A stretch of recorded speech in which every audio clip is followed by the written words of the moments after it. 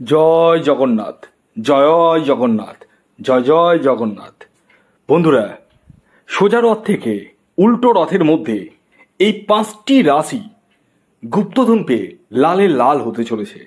হ্যাঁ, অর্থাৎ 27শে জুন রথযাত্রা শুরু হতে চলেছে এবং সেই দিন থেকেই উল্টো রথ পর্যন্ত, অর্থাৎ আগামী একটা সপ্তাহ পর,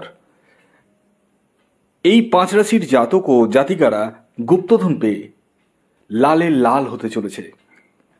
কোন সেই সৌভাগ্যশালী 5টি রাশি তা আমি আপনাদেরকে এই ভিডিওতে জানাতে চলেছি। ভিডিওটি খুব ইনফরমেটিভ হতে চলেছে এবং এটি জগন্নাথ দেবের ভিডিও হতে চলেছে, তাই আপনারা অবশ্যই জয় জগন্নাথ, জয় জগন্নাথ, জয় জগন্নাথ কমেন্টস বক্সে এখনই লিখে ফেলুন এবং ভিডিওটিকে লাইক করুন এবং প্রচুর প্রচুর শেয়ার করুন।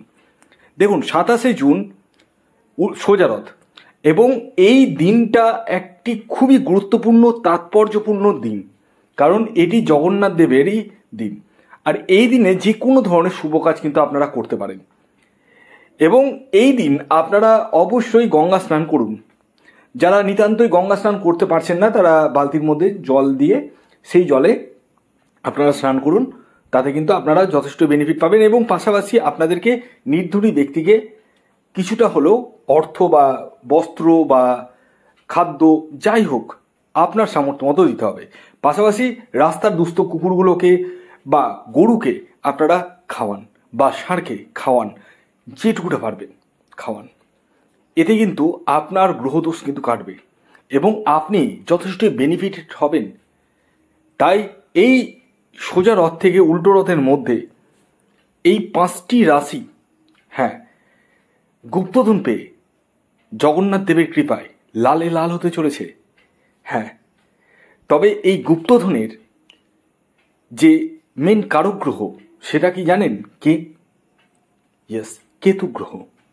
কারণ কেতুই একমাত্র গুপ্ত বা সুপ্ত জিনিসকে বোঝায়।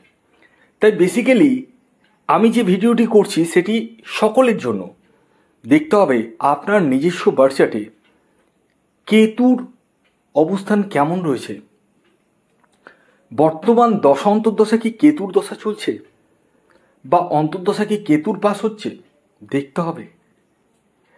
যদি আপনার দশা বা অন্তর্দশা কেতুর চলে, তাহলে নিশ্চিত থাকতে পারেন এই রথযাত্রার দিন থেকে, অর্থাৎ সোজা রথ থেকে উল্টো রথের মধ্যেই গুপ্তধন পেয়ে আপনারা হতে পারেন মহা কোটিপতি।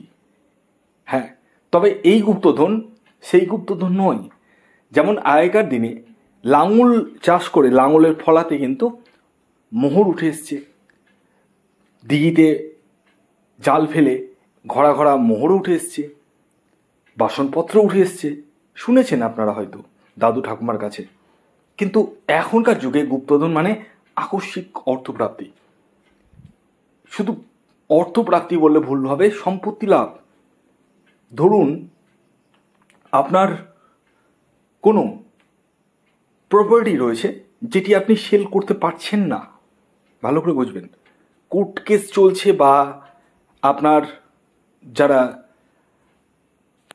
অংশীদার রয়েছে তারা ঝামেলা করছে, কিন্তু এবার সেই ঝামেলার কিন্তু অবসান ঘটবে।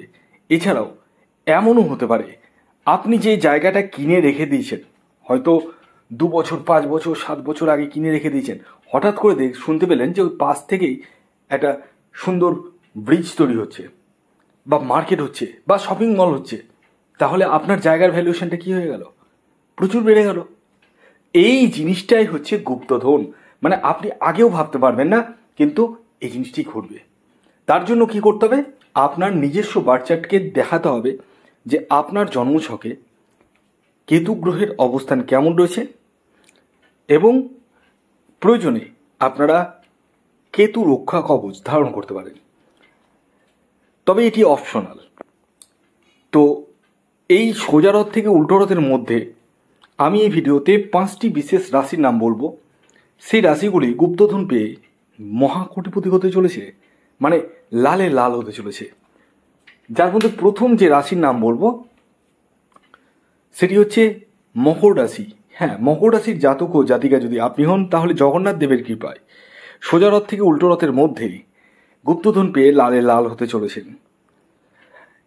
এর পরবর্তী দ্বিতীয় যে রাশির নাম বলবো, যে রাশি সোজা রথ থেকে উল্টো রথের মধ্যে জগন্নাথ দেবের কৃপায় লালে লাল হতে চলেছে, সেটি ধনু রাশি। হ্যাঁ, ধনু রাশির জাতক ও জাতিকা যদি আপনি হন, তাহলে আপনারাও জগন্নাথ দেবের কৃপায় লালে লাল হতে চলেছেন এই সোজা রথ থেকে উল্টো রথের মধ্যে গুপ্তধন পেয়ে।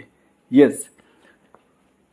3 নম্বর যে রাশির নাম বলবো, যে রাশি সোজা রথ থেকে উল্টো রথের মধ্যে জগন্নাথ দেবের কৃপায় গুপ্তধন পেয়ে লালে লাল হতে চলেছে, সেটি হচ্ছে বৃষ রাশি।